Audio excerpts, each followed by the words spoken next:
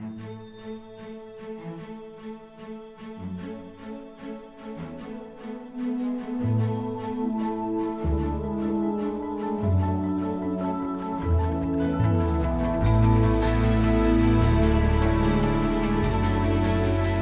also would like to acknowledge our university and community supporters, the University of Iowa's international programs and the University of Iowa's honors program, and the Stanley UI Foundation Support Organization for their financial support.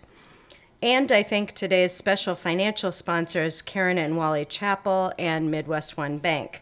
So it is now my pleasure to introduce Monica Cahaya. She received her Bachelors of Architecture degree from Federal University of Rio de Janeiro, where she also taught in the School of Architecture.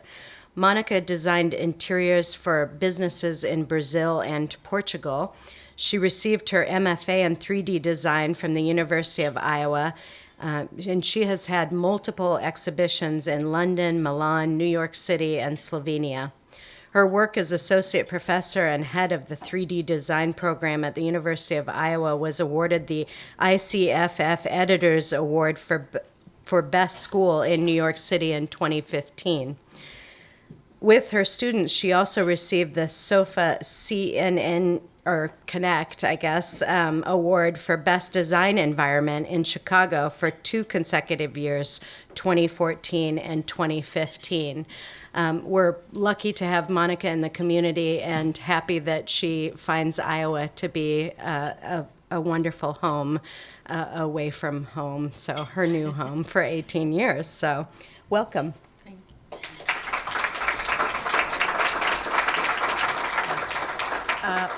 Thank you, Ed and Thais, for the invitation, and thank you all for having me. So I am going to share with you my work, and I want to somehow connect to the international component of my life. Like Thais mentioned, I was born in Rio and raised and educated my bachelor's degree from the University of Rio de Janeiro. And I worked there for like 12 years as a professional architect. So there is everything in my work has somehow a connection with the foundation of my life. And more and more I appreciate how foundation is important. So coming from Rio de Janeiro, I cannot, start my presentation without showing some pictures. And maybe you will be able to see the connection between the pictures and the work. As I continue my presentation, I will try to highlight. I grew up in Rio, and I had the opportunity to be around these places almost like on a weekly basis. And I mean, you go to work, you drive by, or you go for fun. So the Lagoa, Enseada de Botafogo. Sorry, I will be saying the words in Portuguese. And then we have the botanical garden, the lagoon that is like around the botanical garden, and Ipanema and Leblon, 2 famous beaches in Rio. So going to these places and being, Rio has these sort of hills around the city, and loving to see these natural shapes, the flowers, the trees. So then, these things are always in my head. And in addition to that, there are other things like colors and cultural festivities and so many things that impact what we do. So I want to break my work in different technologies, because I also would like to address how I work with technology. This piece called Serpentina comes from this kind of thing you throw, and especially during Carnival. This is something really common, especially when I was a child. Now things are very different. I keep thinking about how this represents a line and how that becomes a three-dimensional line. So it's sort of making drawings that are three-dimensional. And then I keep sketching these things that always go back to these drawings, but I want to make them three-dimensional. I'm a designer, so I want people to experience. So my work, in many ways, is different than a traditional designer that makes just interior or just furniture or just appliances or airplanes, because I want to convey some sense of emotion when you see my work. So when I saw these sketches that I was making that made reference to these three-dimensional lines, I said I want to make something that people can go underneath and capture that concept that is also in nature. In a different way. So I filter, I make you experience. And these experiments, if I may call them, they educate things for me that I can do or I can teach in a different environment. Sometimes making something big help me understand a smaller scale and vice versa, and understand the material. So this is a traditional process of thinking and hand cutting this material called yupo, which is a plastic paper that can actually be washed, and putting these together like manually, okay? Hanging and all the process had no computer whatsoever. So purely a hands-on experience. Light is a big component in my work as well. How it reflects, it bounces the light and making drama. The other example I'm going to show within this traditional, or I would say old technology, if I can call it old. I don't see anything as old. Things are just getting more and more and more, adding to our library of tools. But, you know, going to Ipanema, you have these like palm trees or families of palm trees with these shapes that I'm always intrigued by. And then I found myself sketching a chair that would make reference to the creases you see on the leaves. And so an inspiration coming for colors and the shape. And this is basically just a metal rod that was assembled by traditional welding, cutting and welding. There's no use of computer except for, so as I continue, it can get a little more complicated, except for the modeling process and the AutoCAD, which is a software that I use for drawings, technical drawings, to really make it precise. But this is not a necessity. I could be doing the same drawings by hand, because this project was just, I was just enjoying playing with the new tool, the software. So now I'm going back to a more like a detailed image of the botanical garden in Rio, which I highly recommend. If you go to Brazil, I'm going to just do a little advertisement here. A city that you must go is Rio. If you went to São Paulo, you cannot miss Rio. So you have to go back because it used to be the capital. And there is a lot of interesting architecture and landscape to be understood, and how the foundation of the Portuguese impacted the country. So I highly recommend. So going to this botanical garden, it's like an endless library of shapes and things. Every time I visit my home, my other home, I go there. And I keep sketching and sketching and taking pictures. And I take pictures over and over again of the same things. And then I come to Iowa, and there are like 2 3D printers in our school. And so I had to, okay, what am I going to do? Because in my head, it only makes sense to use technology if there is a reason. I'm not going to cut a square that I can use a regular saw to cut. I'm not going to use a computer to do that. It's much easier to do by hand. So I said, all these shapes that I see in nature, that if we try to make by hand are so hard to make. They take days, months. It can take a year to do something. I said, oh, we have two 3D printers. We started with just one. I'm going to explore the tools. And so I designed these vases inspired by the shape of any growth like in nature, the stem of a flower, and how that changes as it's growing because it's seeking light or some kind of humidity. There is a reason for the plant to change. So what the 3D printer does, I work a lot with software. And so 3D printer takes something from the computer and translate that into like in the X and Y direction, deposits material. There are so many processes. I cannot talk about each one. If I can talk for, it's almost giving a class for like days. So I try to simplify. So you go X, Y, and then goes up on the Z direction and go X, Y again, and then Z again, and keeps building up or from the top to the bottom. So, and this is a plastic material. I did another vase with the same process, and in this case is the ABS plastic, where this vase takes full advantage of the process because it's all moved. So I see a lot of relation. I have a passion in addition to my country and growing around this nature that is just unbelievable. I have a passion for dance and music. And I see a lot of connection because the performing artists probably fully understand what I mean by that. Design is about rhythm. Music is about rhythm.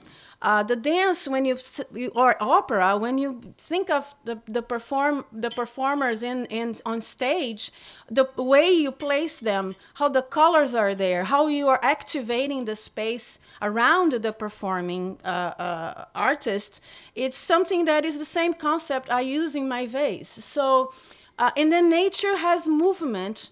If you think of the flowers, like I said, if they grow and they die and whatever, they're looking for light. That movement is something that I'm so interested because it changes and provides experience. So my work try to captivate the viewer to explore, to say, oh, how does it look from this or that angle? So the next approach I had in terms of this sort of natural stems that this has a relation, sort of a flower, abstracted flower. I said, but I have to do something bigger. The 3D printers, well, there are 3D printers that can print as big as a chair, but unfortunately, the one that I know of is in London. So I cannot get my hands on it. So how am I going to do this? I have to figure how. So there is a process called milling, which is also computer-based.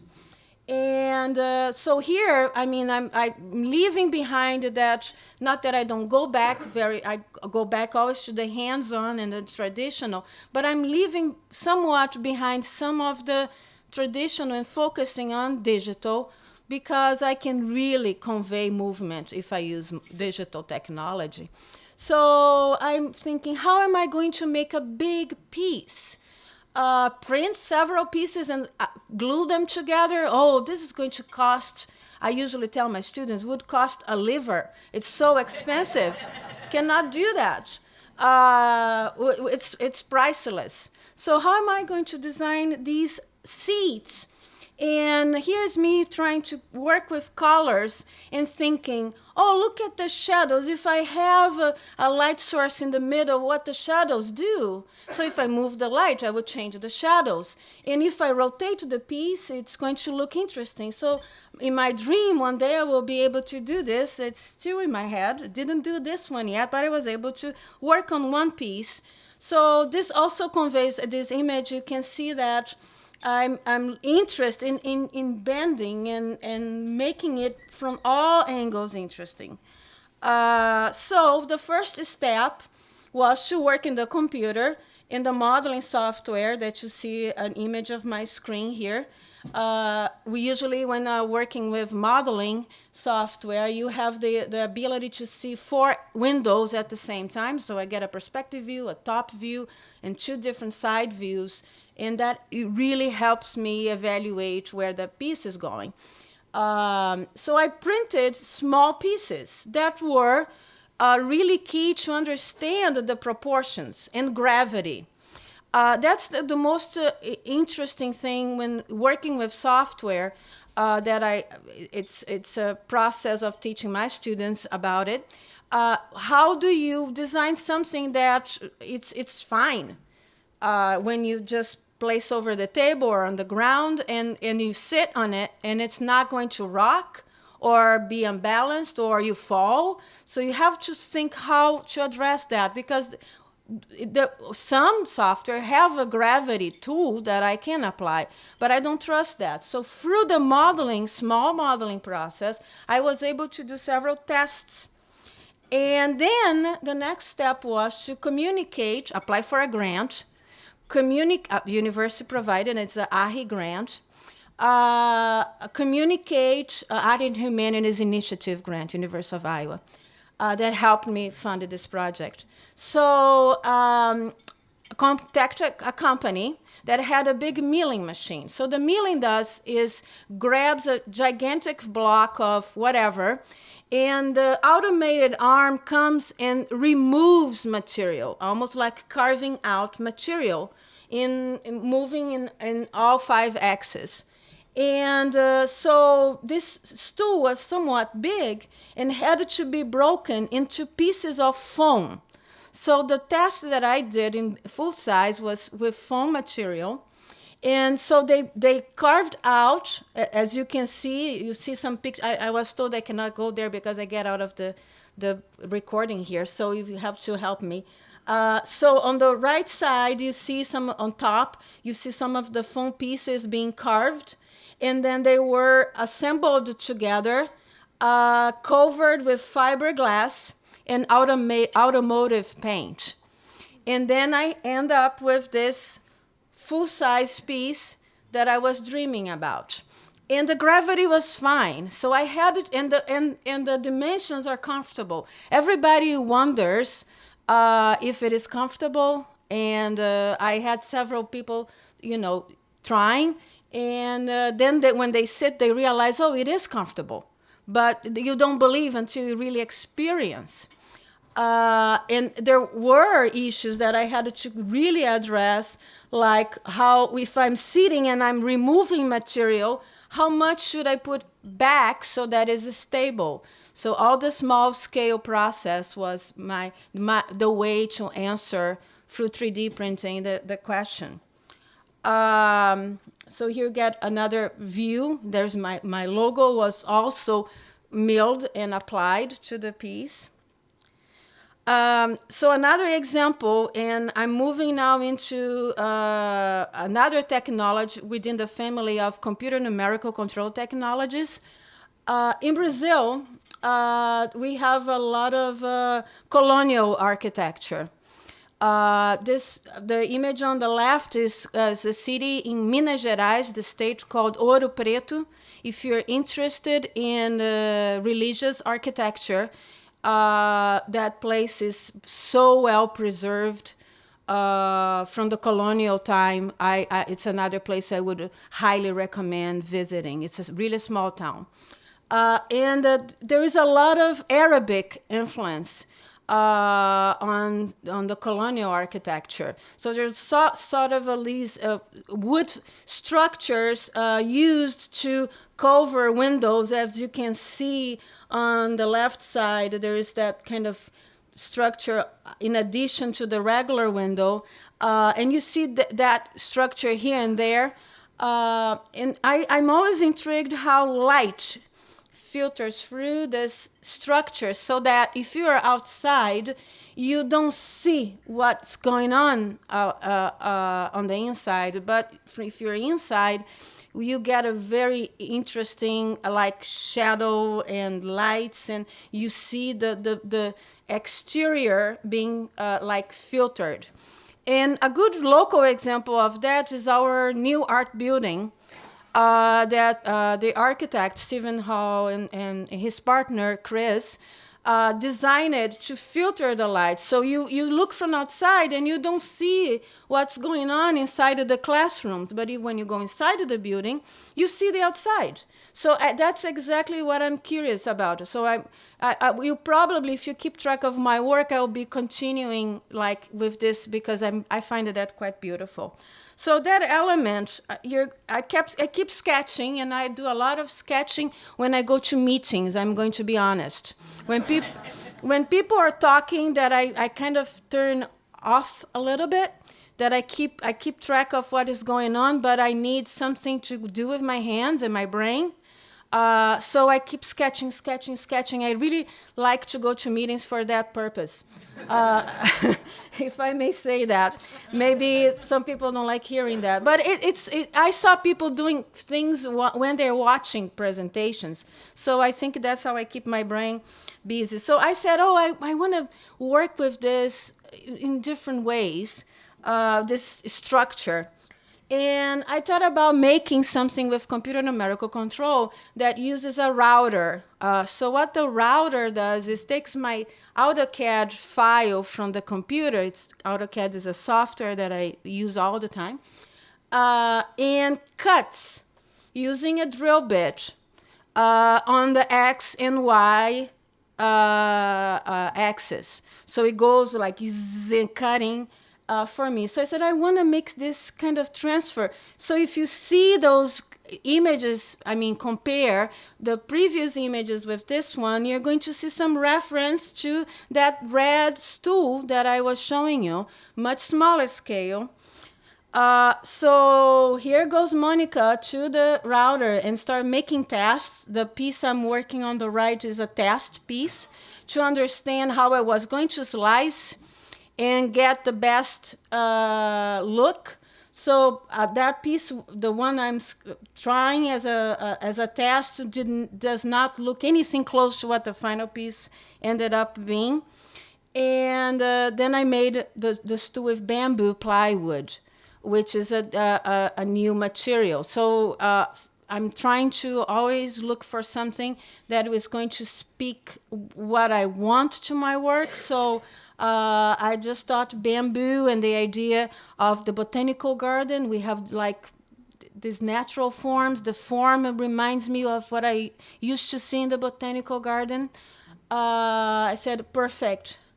So here you see some pictures. I have people with questions. How do you feel? You feel like a waffle after you are like there for a while? Actually, if you are wearing jeans like I am in this picture, it's not going to bother you. But if you're wearing perhaps something really thin, or your legs are not protected, you're probably going to feel here and there something bothering you. But if you think of the benches in any regular square that are wood and they are spaced,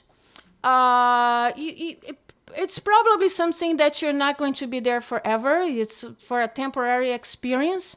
So again, my work is about experimenting. So I can always translate this into something. I try to go a little like crazy and reflect about it. Another thing that, growing in a sort of Portuguese, I would say my blood is probably 3/4 Portuguese and 1/4 French. So growing in a family where people are like hand working is a jewelry kind of thing. It's a precious thing to do. Inheriting something from my grandmother that when I see, I just cannot believe she was able to do all that work with her hands. And so seeing those things, I said, oh, Rick Rack, why do I think Rick Rack is an amazing thing? I don't know.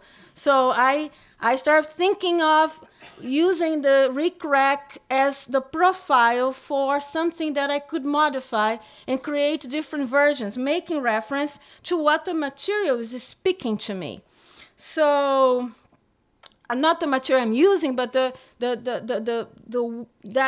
detail thing that you purchase and you apply if you're working with fabric. So here's Monica again, working with the same technology, which is the router. Here you can see a picture of the computer that translates all the information from my drawing into X, Y, and Z. It's almost like programming, and transferring to the machine that cuts. And Monica is sanding and then stacking. And then how do I do this? This piece at this point was only kind of done with plywood, regular plywood, 3/4 thick. But in my dreams, I'm going to, this project is in my head right now, actually, with something that I'm thinking. Another piece was inspired by the firefly. I have problems with mosquitoes. I don't know if you guys can sympathize with that. I'm allergic. So I keep thinking about insects. And I just, somehow I realized I was thinking about this. Somebody probably called my attention and said, oh yeah, I'm thinking about this thing that lights and has that shape actually. So I started making some models with computer to be laser cut this time. And so instead of using a router to cut material, I decided to do this project with a laser machine that works in exactly the same way. It takes my file in a X and Y, and I made these lamps that I'm going to show you. So the idea behind is, again, to provide this sort of light that is unexpected, not a traditional light, not at all. It's made out of plywood, has a burned edge because the process of cutting with laser burns the wood, and which I thought was perfect for the goal of my project. I wanted the edge to be emphasized. I placed the light source at the bottom, or when it's hung at the top, to really speak with the firefly shape. And so this is a hanging piece where here I'm already working with plastic, colored plastic, to really create more drama, even more drama, and somewhat protect the light source from not hitting the viewer eye directly. Another angle, and in different colors.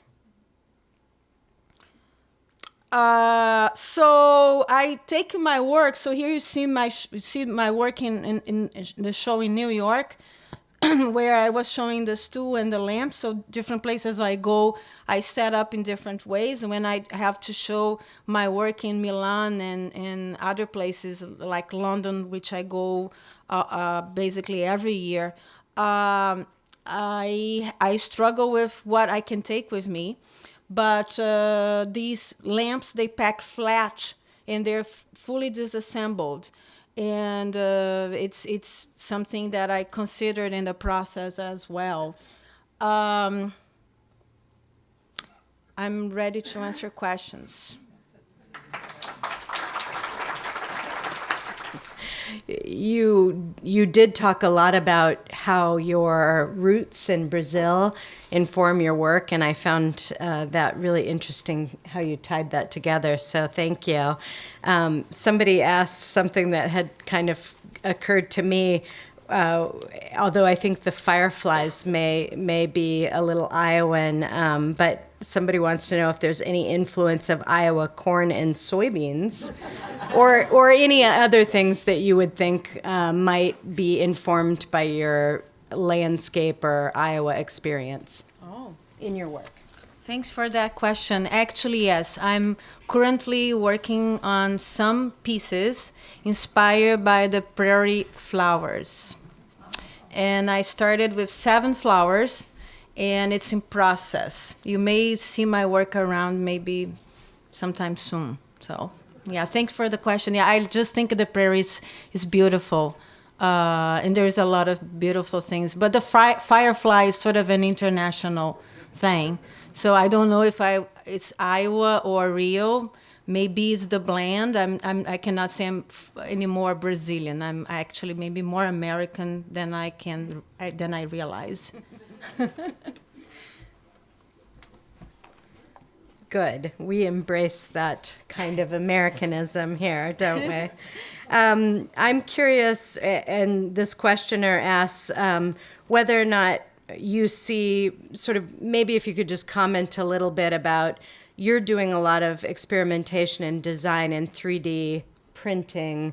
A lot of the work, as you explained to us, is your exploration of how design, how conceptual translates to the physical and the actual. And so maybe you could just talk a little bit about what you see as the future of 3D printing, and maybe particularly since your background is in architecture, in home construction and other practical applications. This is a quite interesting question because the future is here now. 3D printing is already being used for building up buildings. They're gigantic printers, and it's all over the place. What I just foresee getting cheaper and better with more materials and becoming a regular printer people will have at home. I think for space exploration, they're planning on taking things like that and just build whatever it becomes needed. It's just getting easier.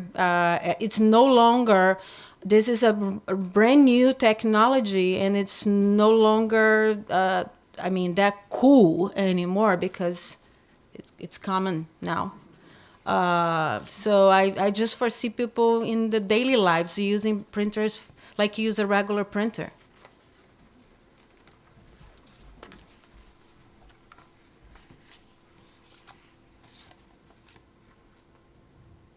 Do you recognize that? No. Okay, we'll skip that one.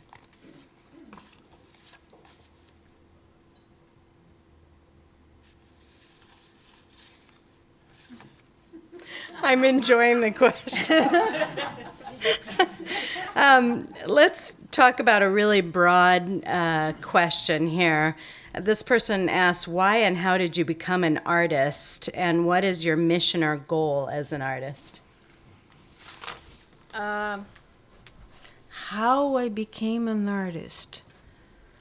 Maybe somebody told me when I was little that I was good with drawings.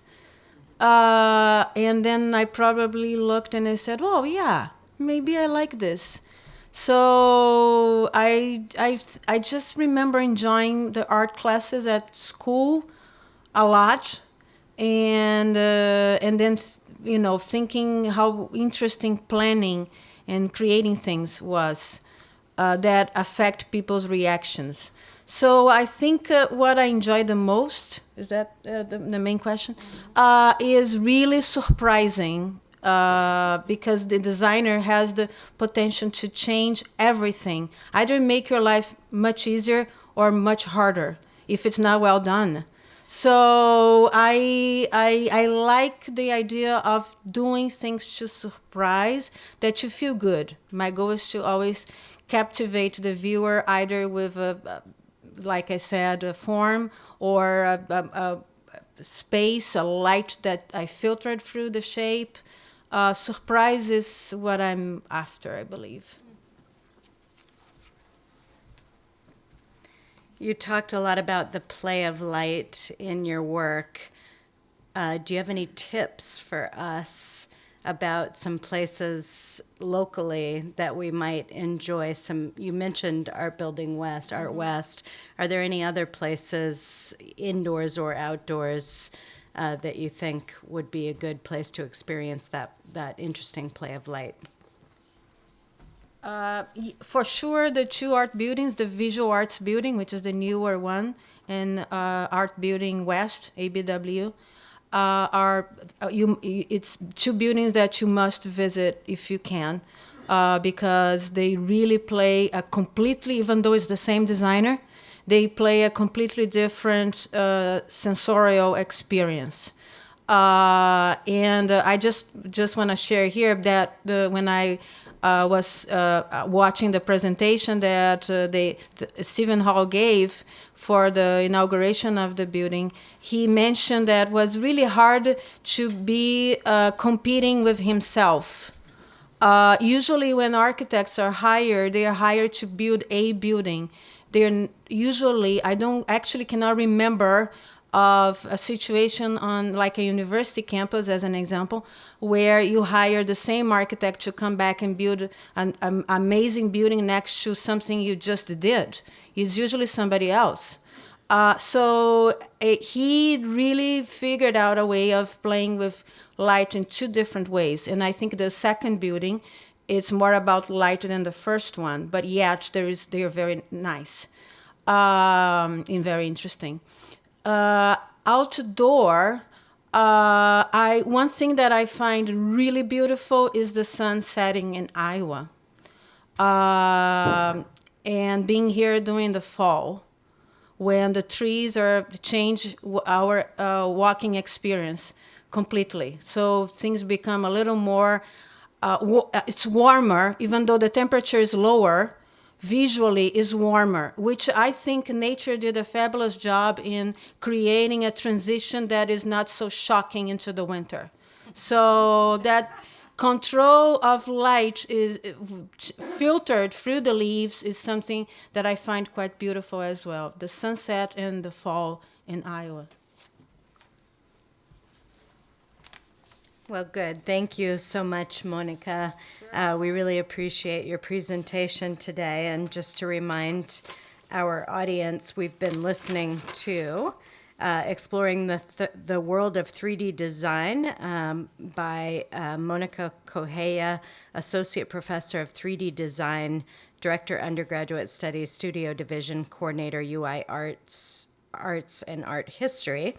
I would also like to just again thank the University of Iowa's international programs, the University of Iowa's Honors Program, and the Stanley UI Foundation Support Organization for their generous support, and today's special financial sponsors, Midwest One Bank, as well as Karen and Wallace Chapel, and as always, City Channel 4 for making our programs available outside of these forums. Monica, I'm sorry.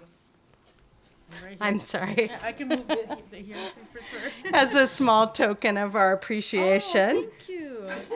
Although we should ask you to design one for us. Oh, thank you. Thank you. I will try for this. Thank you. And, I forgot the really sort of fun punchline that we've been doing, which should not be missed. So I'll say it at the end, only because it was so relevant today, which is that the Iowa City Foreign Relations Council has been bringing programs to this community since the first 3D printer was introduced in 1983. So anyway, thanks to all of you. Don't forget to return your name tags, and we'll see you next time. Thank you. Yes, thank you so much.